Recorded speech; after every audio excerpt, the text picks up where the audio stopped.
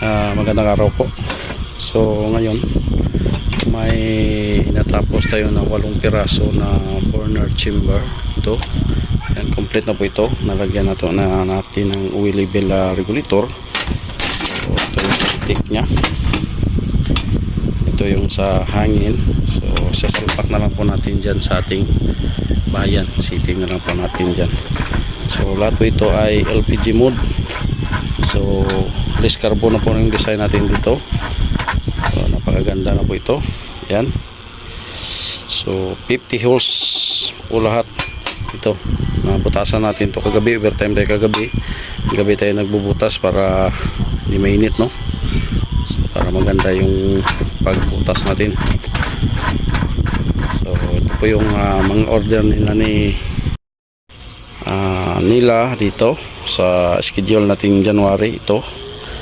So hanggang dito 21 pa yung nalista natin, pero ang nag-order lahat ay 28 pieces na po yung nag-order sa ating mga kalan.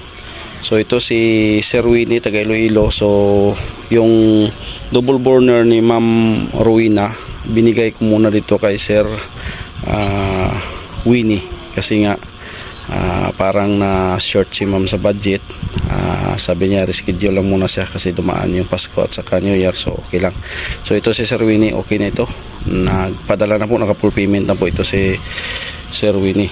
So double burner, okay na, full paid na po dito. So yun na po yung isa, papadala na lang natin yun, na tispire natin yun para kay Ma'am Winnie, Ma'am Rowena. Kaso short budget si Ma'am Rowena, sabi niya reschedule lang muna siya, so okay, no problem. So pangalawa si Roger Alcontin taga CDO Cagayan de Oro City, LPG mode, nagdown siya ng 500. Number 3 si Ronel Gaton taga Negros Occidental, LPG mode, nagdown siya ng 500. Si Siki Makira taga Laguna, LPG mode, nagdown din siya ng 500. Si Rinanti Alilay taga Quezon City, LPG mode, nagdown siya ng 1,000. Si Percival Galban taga La Union, LPG mode din, nagdown siya ng 500. Si Sir Erwin Robles taga dito lang sa amin, no, Coronadal City. So 4 inches labas pasok itong design na gusto ni Sir, so nagdown siya ng 500. Si Sir Joseph Bunda taga Cebu, so 6.5 siya na yung in-order ng una ni Sir, so nagsabi siya double burner na lang daw. So okay na daw yung double burner sa kanya kasi kakanin lang man daw yung ninuluto niya, so okay, nagdown siya ng 500. So ito si Ma'am Lynn taga Ilocos Sur, so 6.5 ito, labas pasok na design, so nagdown siya ng 500. So siguro ang 8 dito, 8 okay na ito, masiting na natin ito kasi natapos naman ito. Ayan, so ito madala na itong kay Sir Joseph na double burner. So next week ito po yung kay Ma'am Lynn sa next week na po, number 9, 10. Number 10 si Moises Pruto Kutida taga Pangadian,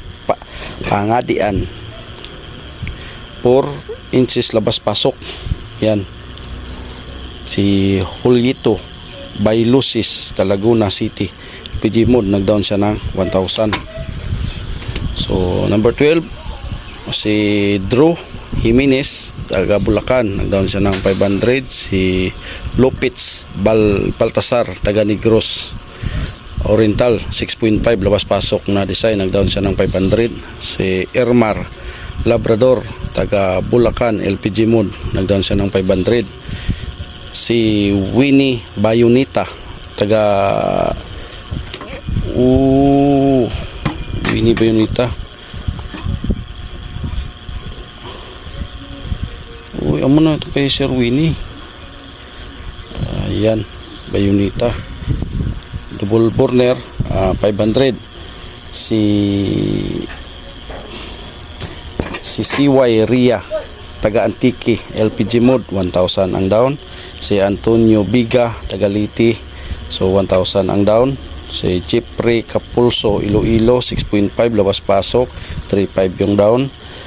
Bambi Roldan taga Bulacan, LPG mode, down siya ng 500. Si Roldan Bus City, taga number 20, taga Iloilo din. So dami damo taga Iloilo ga order sa akon ba mga Ilonggo.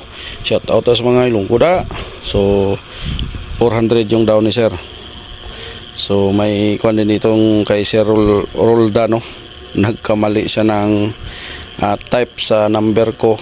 So sabi ko, sir, grabe yung kuan niya, baka pagalitan daw siya ni misis niya. So sige lang sir, okay na nga sir, kasi nagkakamalingan yung kalabaw tayo pa kaya na tao. Sige, ilista ko na lang si sir.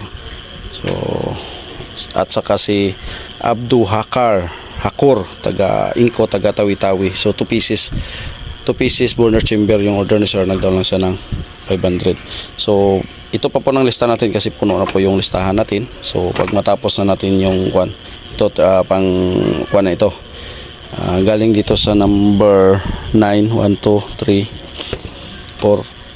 So second week sa January, ito 1, 2, 3, 4, 5, 6 ito baka makaya natin to. Third week, fourth week, basta yung schedule natin nag-advance tayo, no. February na po yung iba, or March. Okay, ayan, sisiting ko muna ito para pwede na natin i-dispire. Okay, magandang araw. So maraming salamat, no, sa mga supporters natin, sa mga subscriber natin. Thank you po sa lahat, sa walang sawang pagsuporta. So sa bago pa dito sa ating channel, please subscribe at i-click yung notification bell para updated palagi sa ating mga bagong mga video.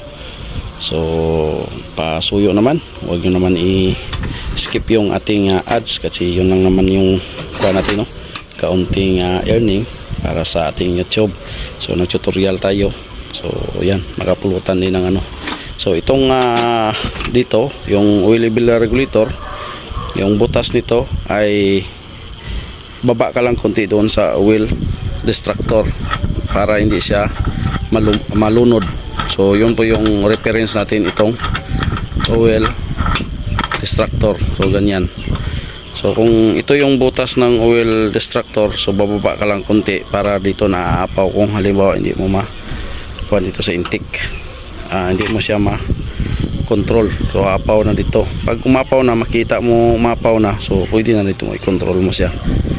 So yan po, kasi kung wala itong level regulator manual, so posible na kuan siya, maapaw siya, pupunta dito sa blower o puputok-putok yung oil, tatitilapon sa puwit ng kaldero natin. So hindi maganda. So ito yung design na perfect na po sa LPG mode natin. So pang household ito yung design ng LPG mode natin. Okay, so ayos na, no. Pang seating na natin ito para matispire natin. Siguro i-seating ko na lang muna ito sa kanyang kwan bago lagyan ng tangke. Tispire muna natin. Yan. Okay, at ito ay LPG mode. So mayroon tayong nakareserba na pang heavy duty, binili natin kasi ito na lang naglalas siguro. So gagawa din tayo para maiwan sa atin, baka maubusan tayo, no. Imbes tayo gumagawa ng mga use oil kalan, so wala tayong maiwan na malalaking chamber, kasi bihira tayo makakita ng ganito kalaki. Yan, thank you, maraming salamat.